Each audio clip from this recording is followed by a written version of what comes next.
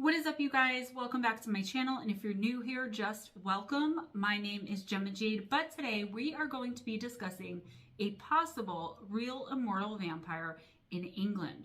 Now, this is not the usual type of vampire, the real immortal that we're used to. I was pretty surprised by the end of this one. It's not the way I normally think of vampires, as most of you guys know. Here's another case of me bringing something to you guys that I really wish and hope is true, but that I cannot prove beyond any sort of reasonable doubt. Right from the door, I will say to please make sure to let me know in the comments below what you all think. I recently brought to you guys the case of Jacques Saint Germain and the possibility that he was an actual, real, immortal vampire who spent some time in New Orleans before disappearing into the ether. He allegedly did this after some questionable behavior towards a known prostitute was brought to the attention of the police and authorities. The night before he was to go in to speak to the authorities about the accusations being laid against him, he vanished. Like, poof. If you haven't seen that one yet, then after you watch or listen to this one, please go and check out the description box and I'll leave the link in there for you. I almost never come across any information about real immortal vampires, and trust me, I never stop searching either. I am always on the hunt for them, so to speak. Things like vampiric panics throughout the centuries when people in science weren't that advanced, they really don't do it for me. Nor do the people who claim to be real vampires because they live in little communities like covens act like they think real vampires do and drink donor blood. Sorry, I mean, to each his own, but that's just not my thing and what I'm looking for right now. But I saw this headline in one of my usual sources and decided to look a bit more into it. Let's jump right into the mysterious case that has come to be known as the Croglin Grange vampire. The story starts in 1875 in Cumberland in northwest England, which at the time was very underpopulated and very remote as well. The story goes that two brothers named Edward and Michael Cranswell and their sister, whose name was Amelia, needed a break and decided to take a little family vacation. Just the three of them. They purposely went to this area of England because it was the perfect place to get some peace and quiet and not have to be bothered with too many people being around them. They rented out a small and quaint little single-story farmhouse in order to stay temporarily, although the exact amount of time that they were planning on staying there is still unknown. The cottage was called Croglin Grange. Croglin Grange was almost right next to an ancient churchyard and it overlooked the valley. It was picturesque and serene, and the three of them thought it would be the perfect place to just be able to kind of get away from it all for a little while. I don't know what was going on in their lives that they chose to go on this little temporary/permanent vacation, but I'm one of those people that says a vacation is good no matter what else is happening, so I'm with them on that one. The Fisher family owned the cottage and they were delighted to rent it out to the Cranswells. Their temporary stay ended up lasting a really long time, and in fact they had all but made the Grange their home because they loved it so much. They even became very well known and very much liked by the locals. The Cranswells loved it so much that many people thought that they had in fact decided to make it their permanent residence. The siblings stayed not only through the summer and fall of 1875, but also through the winter and spring, and then decided to still stay once the summer of 1876 rolled around. That particular summer brought with it a brutal heat wave, and of course, there was no air conditioning back then. I don't even think there were fans, so the weather really sucked. It wasn't surprising to learn that Amelia liked to sleep with the window to her room opened up at night in order to let whatever fresh air there was kind of circulate through the room while she slept. I mean, that's a great idea, and most of us would probably do the same thing if that were the only offer of relief that we had. One night in particular, though, it was even more hot and more muggy than normal, and she was really having a hard time sleeping. Even opening the windows gave her no relief, and she was very restless as she laid there with her eyes closed. She could barely breathe. The room was so stifling. Also, I was thinking, and correct me respectfully in the comments if I'm wrong, but remember the types of clothing and undergarments people, women in particular, wore and or were required to wear back then? I can't even imagine it. As someone who leaves the air conditioner on all year round, sometimes even when it's snowing outside, and also I don't ever wear pants to bed, ever, no matter what. No matter what the temperature is, I can't do it. I'm a very hot sleeper. So for me, I'm just like getting hot and stuffy thinking about this. I'm trying to set the scene for you all. So anyways, the heat became so intense and oppressive that Amelia sat her pillows up behind her and then just laid back, half lying down and half sitting up, gazing out of the window and off into the night. As she looked out the window, she did notice something out of the ordinary when two flickering lights emerged through the trees and looked like they were making their way directly towards Amelia's window. This frightened her very much because there shouldn't have been anyone out there, and it seemed like perhaps it was some sort of prowler, and he, or whoever it was headed straight for her open and unshuttered window. An immediate sense of dread, unlike anything she had ever felt, and that seemed to have been coming from absolutely nowhere, welled up inside of her, and she started to panic. As she squinted her eyes and leaned closer to the glass in order to be able to better see who or what was coming toward her, she gasped and let out a shriek of horror and terror. I believe she also closed the window at this point. Amelia said of what she saw, quote, "It was a hideous brown face with flaming eyes," end quote. The figure leered at her and then put its face right up to her now closed and locked window. The creature clawed at the window in what looked to be an attempt to open it. It was trying to get to her. As it scratched and banged at the locked window, Amelia wanted to scream for her brothers or for someone to come quick and help her, but her voice was failing her and nothing would come out despite her best efforts. She was literally paralyzed with fear, and allegedly she was mute with fear as well, probably in shock. Suddenly, whatever was out there, which she could now see was a bony, skeletal, and somewhat clawed hand, was using its disgusting and disjointed fingers to pick away at the lead that was holding the edges of the window pane in place. Essentially, it was intelligent enough to know that this would gain it entry and effectively unlock the window in its own sort of way. Despite all of this horror and all of the terror that she must surely have been feeling in those moments, sound still escaped her throat as she opened her mouth, trying to get a scream out.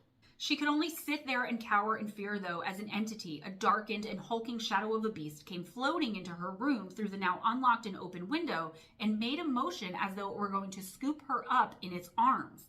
Its unnaturally long arms reached down as she cuddled in fear with her knees up to her chest in her bed, and it pulled her hard and violently by the hair. As soon as it made the move to bite her and she felt its hot and gross breath on her neck, she finally screamed. Amelia let out a blood-curdling scream and shrill, murderous shriek, which woke both of her brothers up and sent them immediately running down the hall and towards her room. Her brother slammed into her bedroom door and knocked it right off its hinges. They only caught a slight glimpse of some sort of figure escaping through Amelia's window. One of her brothers grabbed the room's fire poker and gave chase to the entity, not knowing, of course, that that's what it was, that it was an entity. They thought it was a man. I'm sure they were under that assumption, as they hadn't yet spoken to their sister at this point, that it was a man, a human intruder who was looking for something they didn't even want to consider. Didn't talk about that stuff back then, right? However, the creature was described as moving faster than any human being should ever have been able to move, and the pace with which it moved was described as having taken, quote, gigantic strides, end quote, before it leapt in one jump over one of the giant walls of the church and disappeared into the night. Despite being frightened beyond words and bleeding from the neck, Amelia had survived the attack relatively unscathed.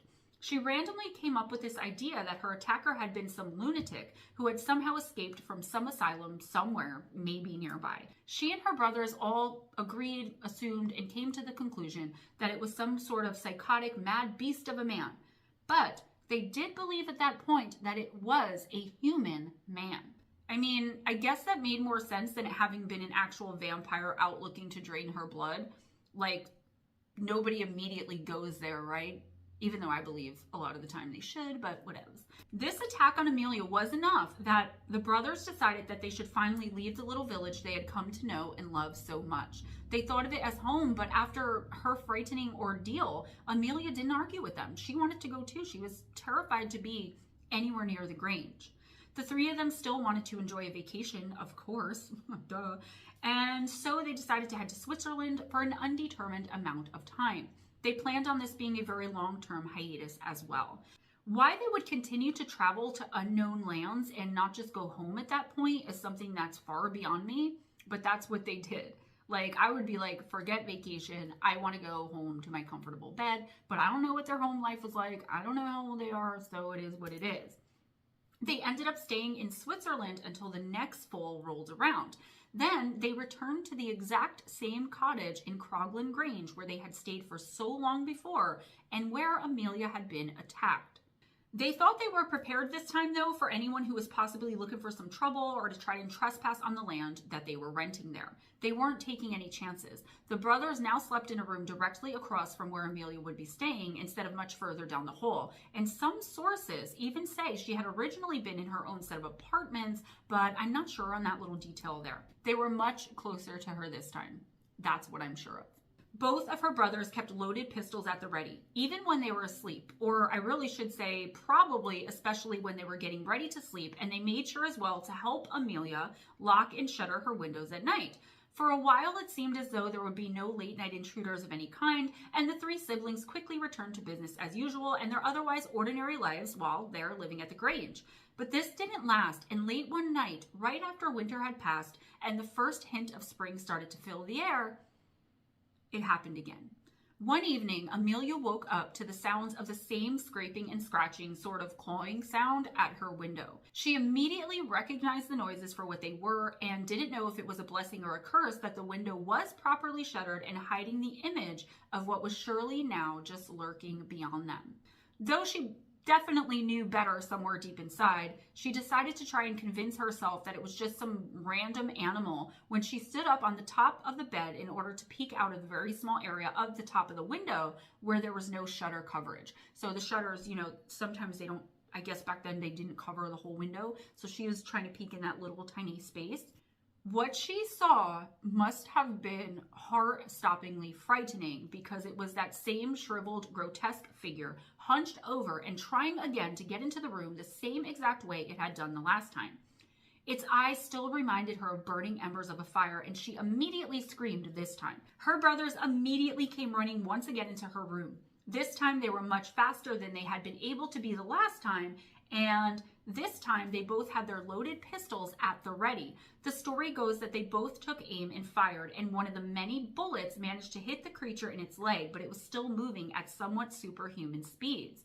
It made its way to the cemetery and disappeared into some sort of subterranean crypt. The brothers gave chase, but once the beast had gone so far underground, and mainly due to the fact that they didn't have any additional lights with them to help illuminate not only what was down there, but their way, should they have chosen to follow, they were also too scared to continue to chase it. They didn't have enough light. They really couldn't see. It was subterranean, so even like any moonlight or starlight wasn't going to illuminate underground, and they were scared. They decided to go back to that same spot the next day when the sun was in the sky, and they would be better able to make their way down there and see who or what it was that was now purposefully terrorizing their poor sister. They made their way through the village the next day, and in an effort to get more people to go with them to find the maniac or whatever it was, that had been breaking into their sister's room, they told everyone what they had seen and what had now twice happened to Amelia. They quickly found out that they were far from the only ones who had ever received these visitations in the middle of the night of that sort or by that same entity. Many locals reported having experienced the same exact thing. And in fact, one little girl was said to have suffered severe bite wounds on her throat on several different occasions, and there were reports of mutilated sheep and cattle in the area, all of whom had been exsanguinated. They were drained of every single solitary drop of blood. It finally occurred to the brothers that they might have been dealing with something paranormal or supernatural, and they managed to collect a few able-bodied locals to go help them go down into the crypt and try to destroy whatever it was that was terrorizing not only their own sister, but apparently, as they now knew, the entire village as a whole. They had no clue what to expect, and neither did anyone else, but they knew that they could no longer just sit idly by and watch the villagers live in fear of being attacked or killed in their own homes anymore. So they all went into the ancient graveyard and down into an almost equally ancient tomb where they knew the phantom had disappeared into the night before. Once they climbed down into the depths of it, though, they said that every single tomb inside of this ancient crypt was desecrated in one way or another. The coffins were torn open with dozens of human remains all thrown together and scattered all over the floor of the crypt.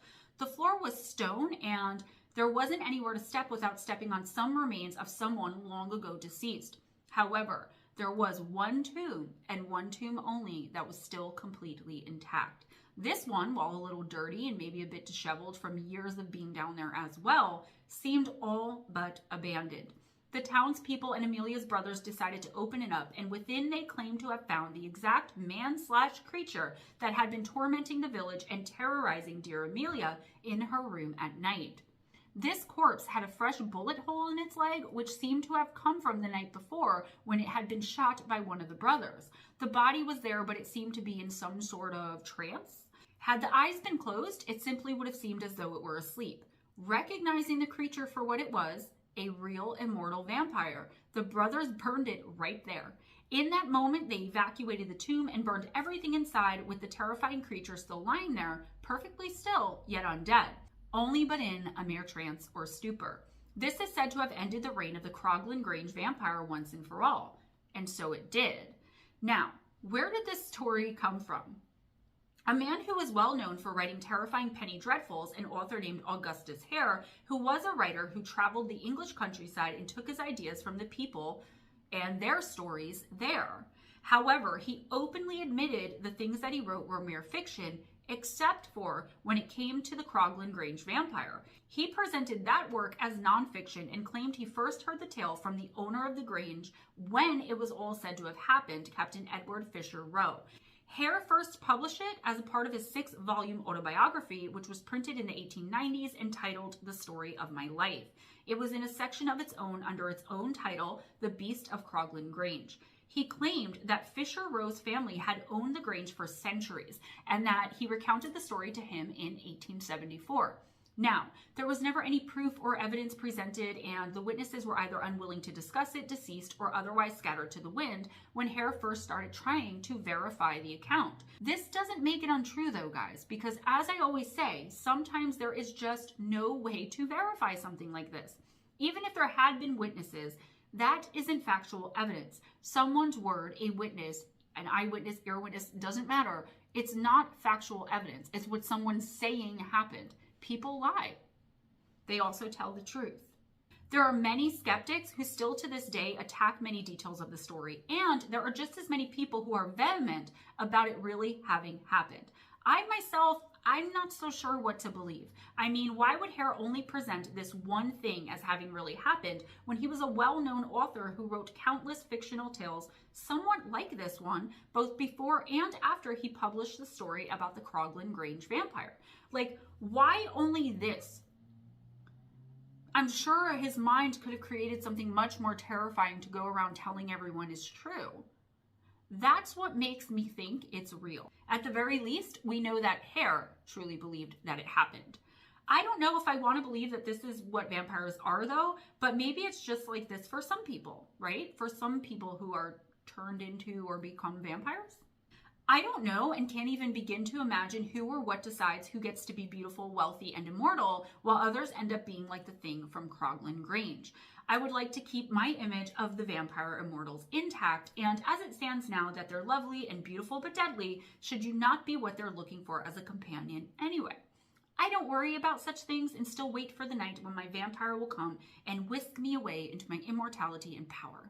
Is she kidding? Isn't she? Don't worry, guys, I'll make even better videos then because I won't need sleep and I won't need to worry about money. Until then, though, that's all I have for you today, guys. Please give this video a big thumbs up if you enjoyed hanging out with me, if you enjoyed the content. If you just want to see me smile, I know this one was a little shorter, but I really wanted to get this out to you, and I can't add what's not there. Spread the love by sharing this video. Guys, please, I really want to get the views up. Check out the description box for ways to donate to the channel, PayPal, Cash App. If you join my Patreon for $20 a month or more every single month, you will get a free personal intuitive oracle reading from me as a thank you. Now that I got some new equipment to work with, I am planning on building the Patreon a lot more than what it is. And I appreciate everyone who's a patron right now and has been, because you guys have stuck with me despite me not really offering much there, just to show your support. Everyone who donates, who shows up for the live streams, you guys are the actual best. I love you so much, and I appreciate every single one of you that take the time to watch my videos, come into the live streams, even if you're only listening. On Wednesday nights, right here, starting at around 7:15 p.m. Eastern Time, is myself and Ghost Dragon ZW. I do live intuitive oracle. I've been doing it for years. I do not miss, okay? So if you want to know what's up with your next week or two, come on in. Let me pull a random card from a random deck and channel, let you know what's up. On Thursday nights, you will find myself, Ghost Dragon ZW, and Miss Paranormal Pixie, Miss Lara, doing chillax and chat. And we just hang out and talk about pretty much anything and everything. Sometimes we have a guest, and we start at 8 p.m. Eastern and just go until we go. Every Monday morning, at least that's what I try for, at 11 a.m. Eastern time is going to be a pre-recorded topic video like this one. Okay, that's more than likely when you're watching, if you're watching this short premiere. Every other Monday at 12 p.m. Eastern time, it's myself and Ghost Dragon ZW, almost always with a guest, usually talking about extraterrestrials, but it could really be anything from the paranormal, cryptozoology, supernatural, I don't know, anything and everything, guys, because I'm open to all ideas. I want to know everything about everything and everyone's experiences, and I want to support you guys, make you feel safe, that this is a safe place on this channel to come either live or to send in things through email. They're going to be supported and not judged and kept anonymous if that's what you guys want. If you have any encounters with supernatural and or paranormal, otherworldly, extraterrestrial, and would allow me to use them as part of my listener encounter series, please send anything that you have, or if there's any other reason you want to speak to me, if you want information on personal intuitive oracle readings, you will also find that info in the description box, as well as services I offer, things that I make, create, and sell. A lot of it's custom made. You guys are going to want to check it out. Spiritual sessions with me. All right. I have great reviews, and I appreciate all of you guys who support me. So go on in the description box, check all of that out. You can email me at GemmaJadeParanormal@gmail.com. Links for my books on Amazon, Kindle, and paperback versions of Missing the Faith Theory, Encounters with Evil, 101 True and Terrifying Stories, and my newest book, Shadow Entities, Sleep Paralysis, and Beyond. Guys, pick them up. They're amazing. I am so proud of them. If you want autographed copies, again, email me before you make the purchase. Amazon wish list gift link, PayPal, Cash App, Patreon, all in the description box. And a lot more stuff's in there too. I just know I'm forgetting something and I'm rambling as I always do. So guys, be kind to each other. It doesn't cost anything. Be kind to yourselves and never accept anything less than others being kind to you. You are amazing. You can do it. You're beautiful. You're smart. You are perfectly imperfectly made. Perfectly imperfect. You are the co-creator of your universe. You can create, you can have, you can be, you can live anything you want. And don't ever let anyone tell you that that's not true or put and keep you down. I believe in you. And I say this at the end of every video because I really, really, truly mean it. Always go in grace, smile at a stranger, and I'll see you guys next time. Bye.